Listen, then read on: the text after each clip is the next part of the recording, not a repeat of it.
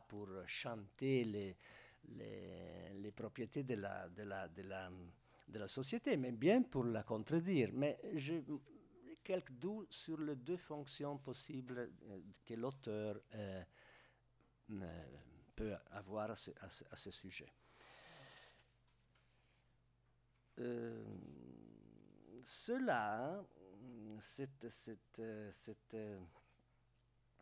distinction, cela me rappelle le visage renfrogné de l'acteur Philippe Leroy, jouant, ça c'est une ancienne production de la télévision italienne, Philippe Leroy jouant le rôle de Leonardo da Vinci, artiste héros, entre guillemets, et les guillemets sont miennes.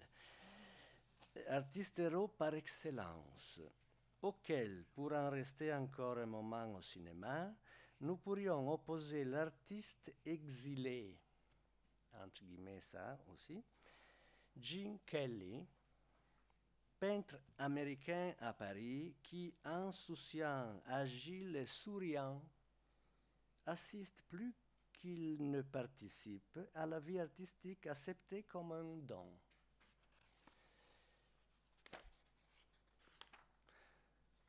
Artiste héros et artiste exilé se disputent donc le droit de citoyenneté dans le changeant et ingouvernable monde de l'art.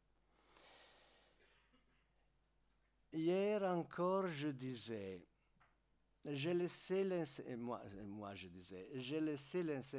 aux beaux-arts il y a des années pour éviter de donner des conseils aux jeunes artistes ou de dire aux jeunes comment on devient artiste. On ne naît pas artiste et on ne le devient pas. À l'intention des étudiants, je voudrais formuler, quoi qu'il en soit, encore une considération à propos de l'usage de ce que l'on appelle les moyens d'expression. Nous sommes aujourd'hui face aux possibilités les plus ouvertes, les plus incertaines. Chaque médium semble pouvoir se combiner, s'ajouter à d'autres, venir accroître les modes et les matériaux d'une technique globale qui est sur le point désormais de se substituer aux techniques traditionnelles qui sont appelées disciplines, non par hasard, mais du fait des règles qui les distinguent l'une de l'autre, chacune étant dépositaire d'un code propre, autonome et défini. Je voudrais rappeler que la photographie, le vidéo, la performance, etc., tout ce qui viendra donc, et tout ce qui pourra encore surgir demain à l'horizon, ne sont pas nés du néant non plus que de la réalité. Ne sont pas... Je ne comprends pas. Ne sont pas... Non. Le plus que de la réalité. 2 points. Dans leur... Non, j'arrive. Dans leur arbre généalogique, nous nous reconnaissons avec limpidité les divers passages qui nous ramènent aux origines des images, où nous pouvons encore distinguer les principes différents de la peinture, de la sculpture et du dessin. Vous le voyez, sans le vouloir, j'ai cédé moi aussi à l'exigence de généalogie, comme dit Luciano Fabre, de quelque chose qui traverse tout l'arc de l'histoire de l'art, mais avec une différence. Si Luciano individualise cette généalogie dans la trajectoire constituée par le magistère des auteurs, qui à mesure renouvelle le cours de l'art, je retiens pour ma part qu'il faut confier le bâton de commandement, la direction de travaux, à quelque chose qui préexiste au savoir-faire de l'auteur.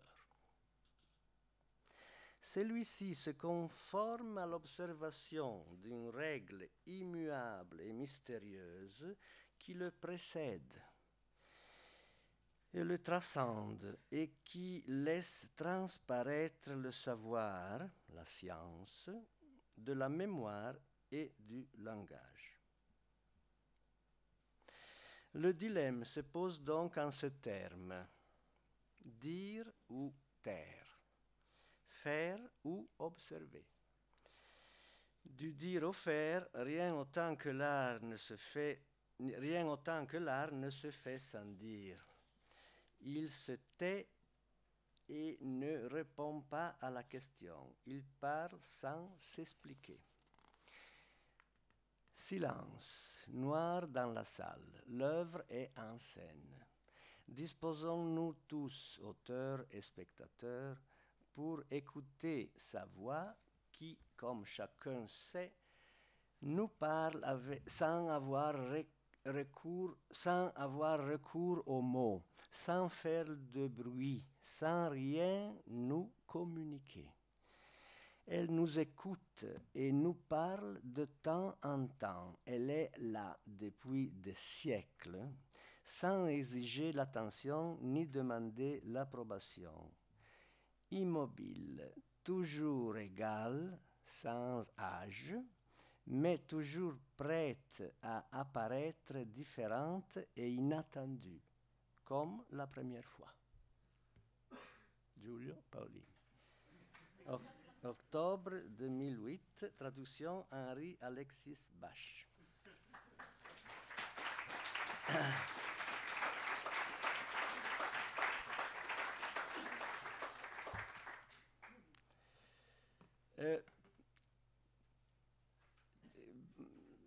Pendant que j'écoutais les interventions qui m'ont précédé, j'ai eu une sorte de doux tragique, comme une petite catastrophe dans une chambre. Bien que ces réunions, ces discours qu'on fait, que j'espère qu'on fera encore, sont pas seulement nécessaires, sont essentiels, précieux, j'ai l'impression, de ma part, bien sûr, qu'il s'agit presque seulement de mots. Et ça, je le dis et je fais une confession très confidentielle, je dois dire, à propos du fait que je crois que l'artiste spécialement, mais par définition, mais nous tous, nous sommes comme divisés entre un sentiment, quelque chose de omnipotence, comment on dit? Toute puissance, et un désir de disparition. J'ai l'impression que la petite tragédie dans une chambre que je voulais mettre en scène se joue entre ces deux inconciliables polarités. D'un côté, ce qui nous pousse à imposer sans mesure, sans dialogue surtout, ce que nous notre projection, et en même temps le refus à le réaliser. Donc, pour rester dans les termes des discours de Luciano qu'on a appris maintenant, le maître est comme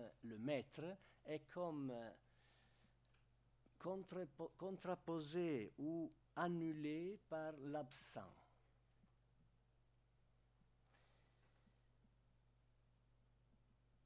Et encore à propos de l'évolution de l'image de la forme, qu'on disait que le maître donc a de sa part, de son côté, le primat, l'arme totale de inventer la forme. Je crois que aussi ça, c'est une sorte de fantasme, parce que la forme est toujours nouvelle, comme elle se montre, mais elle est dans son âme toujours la même. Et donc, plus que transformer une image, je trouve que c'est plus correct de la retrouver, de la confirmer chaque fois. Et qui connaît mon travail ne peut pas tomber dans l'équivoque de penser que je suis là maintenant à proposer un art traditionnel, mais quelque chose de différent. Traditionnel, oui, mais surprenant et inattendu comme image. Voilà. C'est tout. J'ai fini. Oui, oui.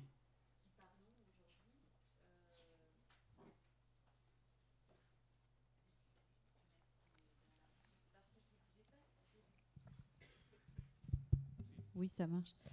Je voudrais revenir sur la petite tragédie dont vous avez parlé. Vous avez dit que ces réunions sont indispensables, mais je crois qu'il s'agit seulement de mots. Puis ensuite, vous avez parlé de l'artiste saisi dans une polarité. Hein, chacun. Vous avez dit les artistes, puis peut-être chacun, c'est ça? Peut-être tout le monde ou seulement les artistes, je ne sais pas. Saisi entre toute puissance et disparition. Et après, ça je ne comprends pas très bien ce que vous disiez quand vous disiez que chacun, là, voulait imposer sa projection sans dialogue et refuserait de réaliser le dialogue. Je n'ai pas très bien compris, en fait, ce que vous vouliez dire, là. Moi aussi. Ah si, je crois que si. Je n'accepte pas la réponse, moi. Je cherche d'être un peu moins... péremptoire, un peu moins affirmatif. Oui, peut-être. Alors, quand je dis, je parle de la catastrophe ou de la... tragédie, vous avez dit. Qu'est-ce que je disais? Oui. De la tragédie de chambre. Je parlais, je disais, je parlais pour moi, pour les auteurs, mais je crois qu'on pourrait étendre la diagnose à tout le monde. Parce que je crois que c'est inévitable pour tous le fait même de projeter des intentions, des désirs, ça va s'identifier plus ou moins comme la toute-puissance que j'ai utilisée comme terme limite. Mais je crois que l'auteur, l'artiste, c'est différent des autres. Il fait son métier dans la mesure où il décide de transférer cette projection absolue. Et c'est ça qu'il fait. Il renonce, c'est ça la figure de l'absent, du silence que je dis. Il renonce, comme on fait d'habitude, à se proposer à comment on peut dire, in italiano si dice a incidere nella realtà. Laisser une trace, voilà. Voilà, il renonce. C'est à mon avis ça, la qualité, le document d'identité de l'auteur en général. Il renonce à laisser une trace, à imposer quelque chose qui soit une trace de soi, et pour déléguer à quelque chose qui c'est comme un acte de foi, un acte de fede. C'est comme se consigner à un langage qui n'est pas ton langage, ton propre langage, mais c'est un langage qui est déjà constitué et qui fonctionne comme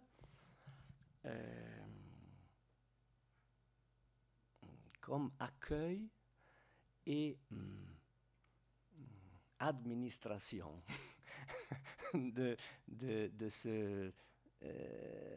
cet élan individuel, personnel. Voilà. Alors, c'est pour ça que je dis l'art, le langage de l'art, c'est, oui, c'est une généalogie, mais pas pour la généalogie des artistes, des auteurs qui la composent. Mais c'est une généalogie déjà existante. C'est une référence de... ne sont pas des valeurs, mais sont des références, je ne sais pas, trouvez-vous le mot, de quelque chose qui peut rendre acceptable et donc gaudible.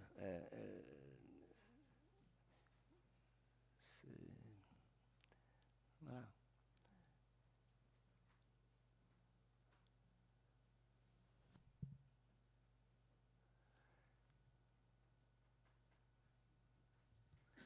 Et comme je disais déjà, bien sûr que la forme change toujours. Elle ne reste jamais intacte, mais elle revient toujours. Ça, je prends le courage de l'affirmer. Elle change toujours, mais parce qu'elle revient toujours à soi-même. Donc, elle n'est jamais immobile parce qu'elle va toujours retrouver, toujours plus loin, peut-être plus oublié, quelque chose qui, en tout cas, est toujours là. Si je peux me permettre, j'ai l'impression qu'il y a quelque chose dans ce que vous dites qui rejoint très profondément, mais peut-être que je fais... Qui est très peu. J'ai l'impression, mais peut-être que je suis complètement à côté de la plaque, mais j'ai l'impression que dans ce que vous dites, il y a quelque chose qui rejoint très profondément le sens de la nature, enfin, que pouvait avoir Luciano Fabro. Moi, je n'ai pas du tout parlé de tout ça dans mon intervention, parce qu'il faut choisir dans une intervention... et on a un certain temps, mais j'ai l'impression que c'est vrai que vous vous distinguez profondément parce que vous ne créez pas cette généalogie avec des noms propres très affirmés, Medardo Rosso, Boccioni, tel que pouvait le faire Luciano, mais j'ai quand même l'impression qu'il y a une espèce de fond commun, qui est peut-être ce pourquoi vous avez travaillé ensemble, qui est cette espèce de... Ouais, je ne sais pas ce que vous appelez la forme. Je sais pas. Hein, moi, moins encore. J'ai eu l'occasion de lire dans un texte d'un jeune philosophe italien qui s'appelle Federico Vercellone, qui n'est pas publié en France, je crois. Il vient de dire, si j'ai bien compris, il parle à propos de la beauté qui est tombée pour toujours. Elle est tombée déjà depuis plus qu'un siècle, pas hier. Alors, il dit, mais comme la chute de la beauté, comme nous la connaissons, comme nous croyons qu'il est, peut-être qu'il va laisser espace et matière à quelque chose qui vient d'apparaître à l'horizon et qui est peut-être quelque chose qui va se référer à la défense du monde, à une sorte de... Comme un refus d'un canon de beauté, d'élégance, mais qui vient accueillir la préoccupation pour le sort même de nous tous, pour une vie éthiquement régulée, etc. Peut-être. Moi, je ne crois pas. Moi, je crois que... non, ça me semble un peu à la mode. Non, peut-être il y a aussi cet élément qui entre en jeu. Mais c'est pas... ça ne suffit pas, à mon avis, pour... remplacer ce qui est perdu ou qui est un risque grave de disparition. Je n'ai pas une thérapie à proposer à ce propos. Je me limite à dire que peut-être on est dans un moment où c'est bien de se retirer, de n'ajouter pas encore d'autres voix au frastuono, à la rumeur qui nous accueille tous les jours. Et donc, moi, je suis pour une position d'attente, salle d'attente. Mais la proposition que tu dis se base sur une opposition radicale entre quelque chose qui substitue, comme tu dis, qui vient remplacer, et quelque chose qui serait dans l'espace d'une continuité évidente. Peut-être la chose n'est pas si radicale que ça. Peut-être dans la nuance de ce qu'est l'espace, ou les déplacements de l'espace historique dans lequel nous nous trouvons à travailler, nous sommes justement dans la possibilité de garantir ce que tu appelles la forme. C'est justement par les déplacements de la condition historique qui viennent nous poser des questions complexes, généalogiques, d'héritage et d'autres natures, que peut-être se trouve justement le renouveau de la forme, la capacité de la refaire vivre, comme tu dis, c'est-à-dire de la garantir. Mais que cela demande peut-être pas forcément l'abstention, mais la capacité de se décaler, pas forcément de substituer. Personne ne souffre plus que moi de cette situation de marginalisation ou de corruption Et là, je suis absolument d'accord avec Luciano quand il dit, il parle d'artistes de saison, où il y a comme un processus à mon avis, de dégradation, de costumes, des niveaux intellectuels qui d'habitude étaient là à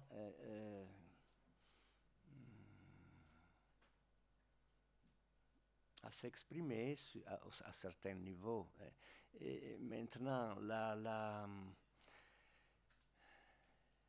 pas seulement, permettez-moi, les arts mineurs, comme tout ce qui vient après les trois reines qui sont la peinture, la sculpture et le dessin. Mais pas seulement les arts mineurs, mais elles-mêmes sont comme souffrant de la corruption de se faire voir, de se montrer. Elles sont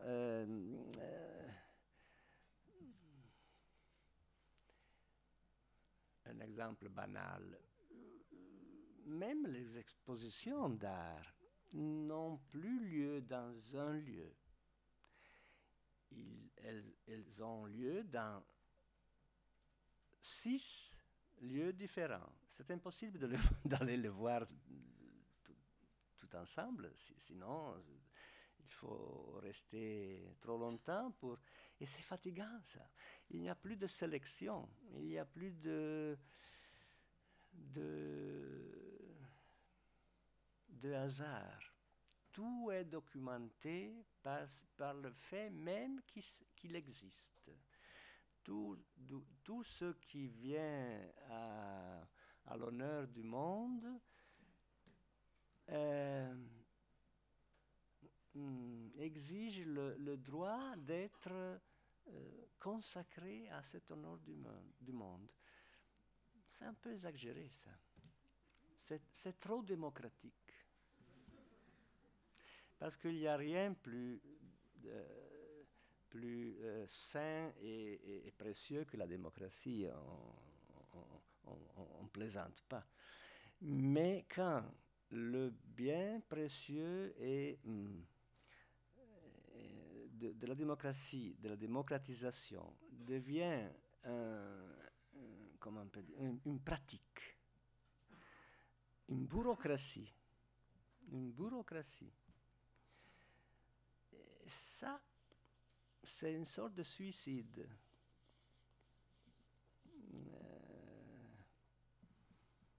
Parce que pour donner la voix et évidence à tout ce qui se passe, il n'existe plus rien. Ces derniers jours, j'ai assisté à un débat public, à une intervention publique de Sloterdijk sur la télévision allemande. Et une des choses qui m'a frappé de ce qu'il disait est qu'il n'y a aucune personnalité dans cette crise économique récente. Il n'y a que des petits bureaucrates qui ne se reprochent rien et qui n'ont rien à se reprocher et qui n'ont aucune histoire personnelle liée à ces moments cathartiques. Sont tous des acteurs, de quelque chose, d'une épidémie. Oui, c'est une fièvre jaune qui prend un peu tout le monde et par hasard, et donc ils ne se sentent pas responsables de la situation. Et il me semble que là, on vient un peu à quelque chose que tu nous indiques là. J'ai une image un peu exagérée, je m'excuse. Mais là,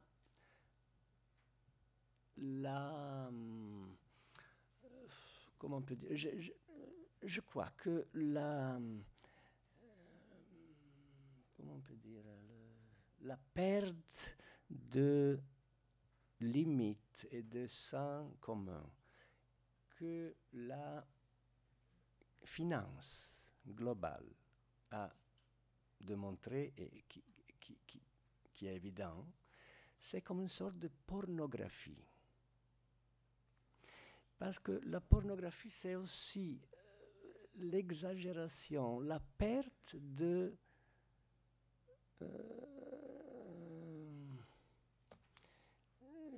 j'ai quelques problèmes à le dire clairement. Mais quand on va au-delà, non? Et la pornographie, c'est aller au-delà de la vie sexuelle, de l'érotisme. Et la finance, comme elle est devenue, c'est au même sens le jeu gratuit, la transmission des risques et des perspectives à l'infini, sans une raison. C'est un jeu de casino. Et j'ai cette mauvaise impression. Oui, mais ce que je voulais dire avec l'exemple de Sloterdijk, que quelque part, ou l'exemple que tu portes maintenant, tu nous exposes une position dans laquelle on se retire.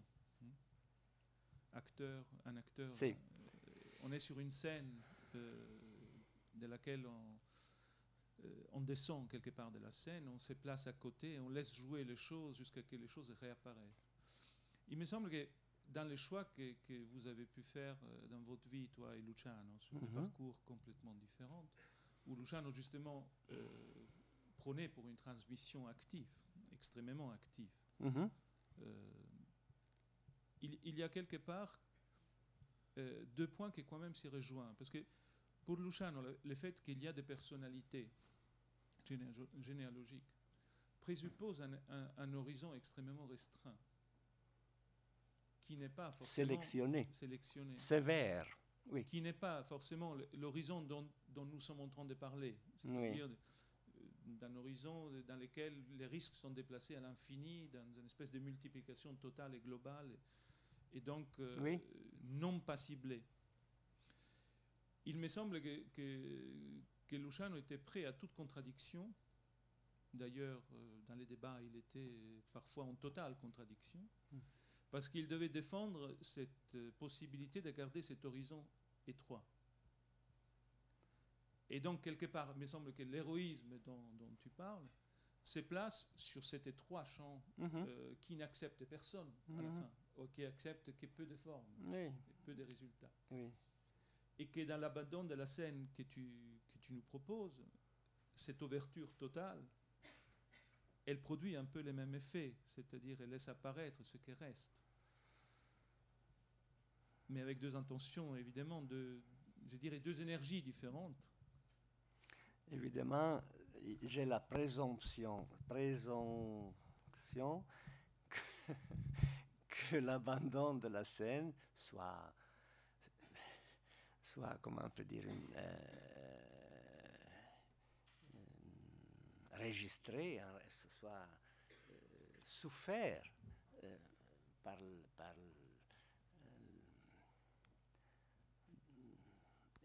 sinon, ça regarde que moi, évidemment. Alors, mais je veux jouer à enlever plus qu'à ajouter. Oui, mais quand tu me réponds là maintenant, parce que justement, j'ai pensé à Contemplatore Animo, d'autres moments de ton travail, dans lequel justement tu affirmes ça, tu défends cette position, et quelque part, si l'abandon de la scène est vécu, est ressenti comme une absence, c'est que cette scène est bien là. Et nous sommes là quelque chose de très proche de ce que Luciano voit comme une scène habitée par très peu. Héroïque. Or que là, nous sommes dans une économie écologiste, pas dans ton cas. Oui.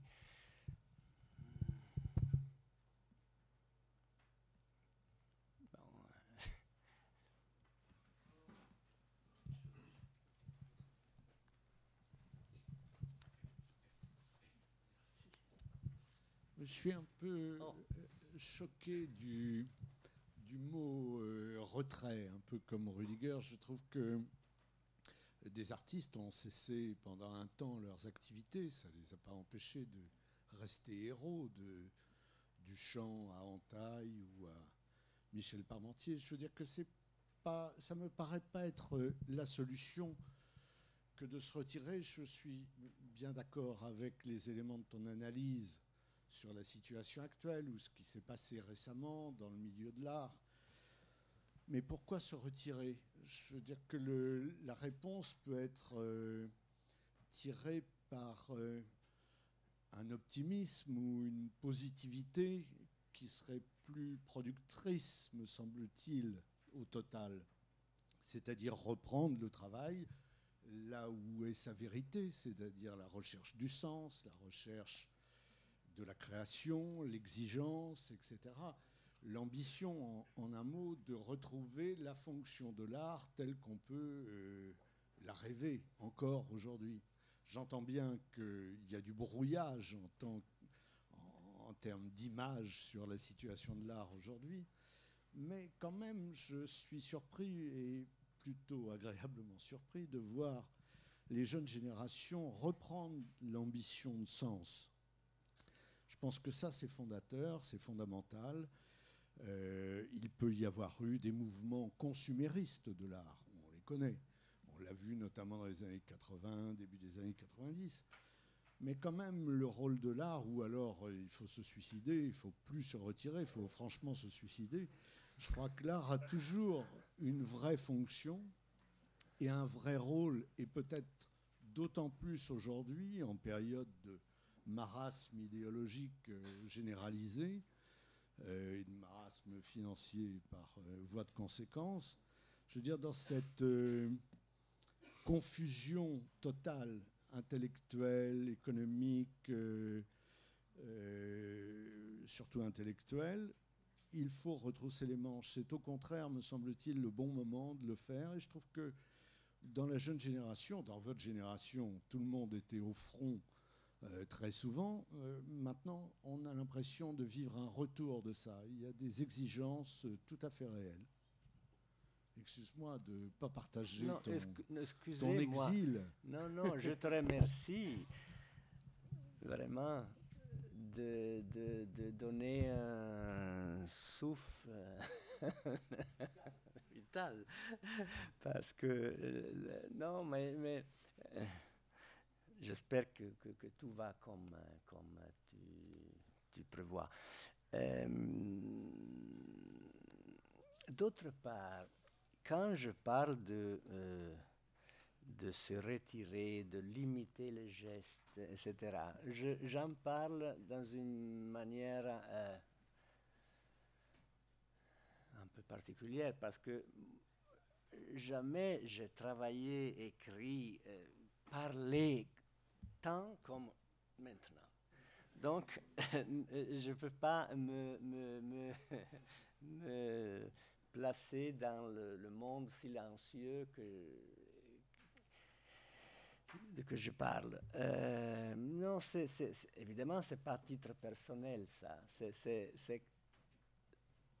Je voulais souligner la nécessité, l'exigence qu'il y a plus de pondération, plus de réflexion et plus de mesure, mais toujours en disant ça, évidemment. En fait, tu parles comme un plasticien. On se voit, non?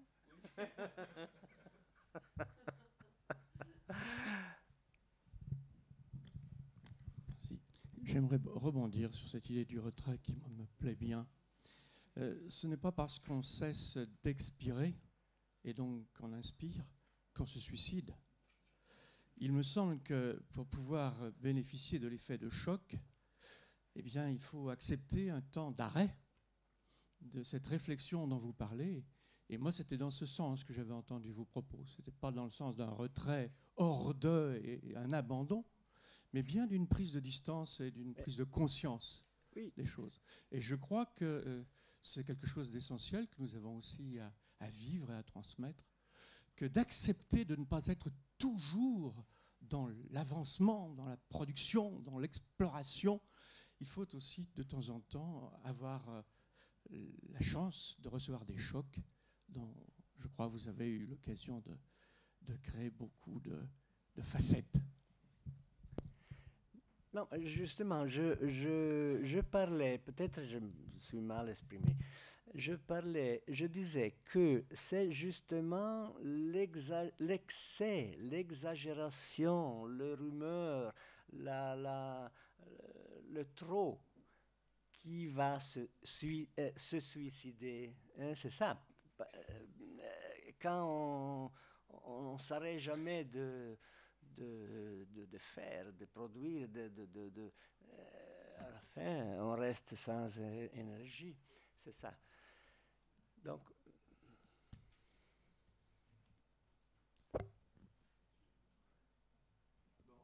bon appétit.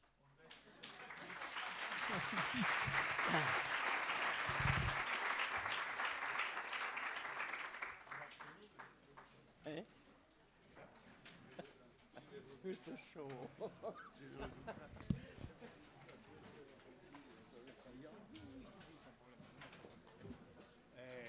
Che vergogna. Lui.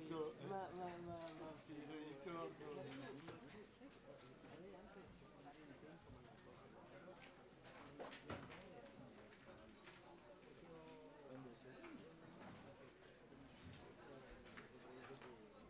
La mia? Non esiste più. No? È finita. Ah, quella è